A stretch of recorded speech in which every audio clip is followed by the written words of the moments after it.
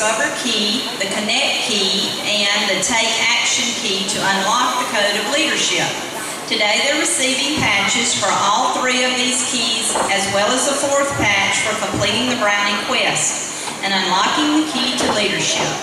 The girls completed the Take Action Key by doing a community service project in which they collected coats and donations for the Holmes County Arts Council to assist with their continuing efforts to provide coats for those in need in our community.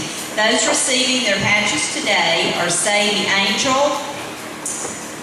Haley Chisholm, Anna Diffie, Mary Presley McClellan, Gloria Smith, and Lydia Williamson.